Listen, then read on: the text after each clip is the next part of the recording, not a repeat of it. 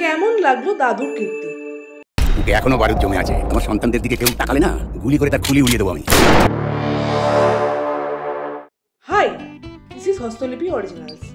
আজকে আপনাদের সাথে আলোচনা করব হইচইয়ের নতুন ওয়েব সিরিজ দাদুর কীর্তি নিয়ে। তো এরকমই বাংলায় সমস্ত ওয়েব সিরিজ এবং সিনেমার রিভিউ শুনতে সাবস্ক্রাইব করুন আমাদের চ্যানেলটিকে এবং অবশ্যই কমেন্ট করুন আমাদের এই রিভিউ আপনাদের কেমন লাগছে। তাহলে চলুন শুরু করা যাক।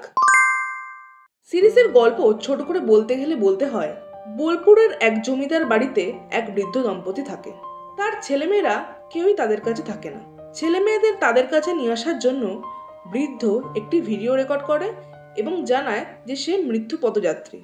যদিও সে মিথ্যে করেই এটা করে, এর ফলে তার সমস্ত ছেলেমেয়েরা তাদের কাছে আসে এবং বৃদ্ধ জানায় যে তার সমস্ত সম্পত্তি তার 4 ছেলে মেয়েকে সমানভাবে ভাগ করে দেবে এবং তাদের বাড়িতে একটি গুপ্তধন লুকোনো আছে। এরপরে তাদের ছেলে মেয়েরা কি সেই গুপ্তধন উদ্ধার করতে পারে, সেই ঘটনাই সিরিজে বলা হয়েছে। এই কন্টেন্টটির 6টি এপিসোড। ডিরেকশন দিয়েছেন রাহুল মুখার্জি, যিনি এর আগে কিসমিস এবং দিলখুশের মতো সিনেমায় পরিচালনা করেছেন। এই সিরিজের অভিনয় করেছেন পরাণ বন্দ্যোপাধ্যায়, অনুসয়া মজুমদার, কাঞ্চন মল্লিক, শান্তিলাল মুখোপাধ্যায়, ঋতব্রত মুখোপাধ্যায় এবং আরও অনেকে। অভিনয়ের দিক থেকে পরাণ বন্দ্যোপাধ্যায়, অনুসয়া মজুমদার নিজের দিক থেকে ভালোই অভিনয় করেছেন। এছাড়াও কাঞ্চন মল্লিক এবং শান্তিলাল মুখোপাধ্যায়ের অভিনয় আমার ঠিকঠাক লেগেছে, তবে কিছু কিছু ক্ষেত্রে তাদের অভিনয় কিন্তু একটু লাউড লেগেছে। এছাড়া অন্যান্য ক্ষেত্রে যারা সাপোর্টিং ক্যারেক্টার ছিলেন তাদের অভিনয়ে অ্যাভারেজ লেগেছে, তবে কিছু কিছু ক্ষেত্রে আবারও বলছি লাউড অভিনয় হয়েছে। তবে অভিনয়ে আউট অফ 5 আমি 2.5 রেট করব। স্টোরি আইডিয়া হিসেবে এই কন্টেন্টটার কিন্তু দম ছিল। ঠিকঠাক এক্সিকিউট করলে এই ওয়েব সিরিজটা কিন্তু একটা ভালো ওয়েব সিরিজে পরিণত হতে পারত। তবে ওভারঅল স্টোরি আইডিয়া হিসেবে এই সিরিজটাকে আমি আউট অফ 5 3 রেট করব।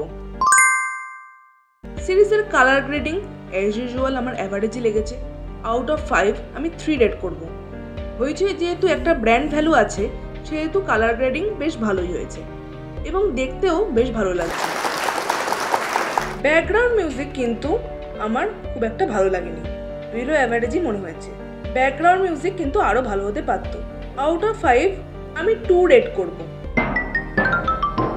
সিরিজের কিছু কিছু দিক আমার বেশ দুর্বল লেগেছে। প্রথমত, 6টা এপিসোডের প্রথম 3টে এপিসোড এনগেজমেন্ট একদমই ঠিকঠাক কাজ করেনি, কিন্তু 4 নম্বর এপিসোড থেকে এনগেজমেন্টের পারদ উঠেছে।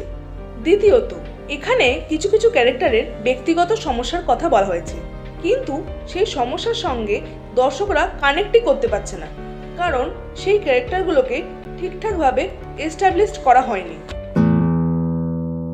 তৃতীয়ত, সিরিজের মধ্যখানে একটি ছেলে মেয়ের প্রেম দেখানো হয়েছে, সেটা কিন্তু দর্শক হিসেবে আমাকে একদম টাচ করতে পারেনি।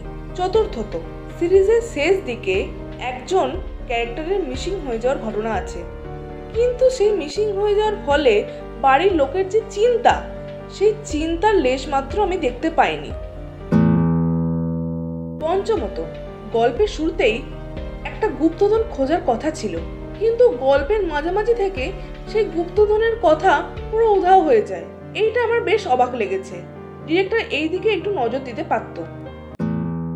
ষষ্ঠত, রাহুল মুখার্জির পূর্বের কাজ দিলখুশ আমি দেখেছিলাম, সেই কাজের মতো এখানেও বহুল চরিত্রের সমাহার। সমস্ত চরিত্র সমানভাবে ডায়ালগস বা স্পেস কোনোটাই পায়নি। এই সমস্যাকে যদি ডিরেক্টর ট্যাক্টফুলি হ্যান্ডেল করত তাহলে দেখতে আরো ভালো লাগতো। সপ্তমত বা অন্তিম, এই সিরিজে ফ্যামিলি ড্রামার সাথে হরর কমেডি জনরাটাকেও দেখানো হয়েছে। এই কমেডিতে কিছু কিছু ক্ষেত্রে হাসি পেলেও বেশিরভাগ ক্ষেত্রে হাসি পায়নি। তো এই ছিল এই সিরিজটাকে নিয়ে আমার বক্তব্য। ওভারঅল সিরিজটা আমি অ্যাভারেজই বলবো। আউট অফ 5 আমি 2.5 রেট করব।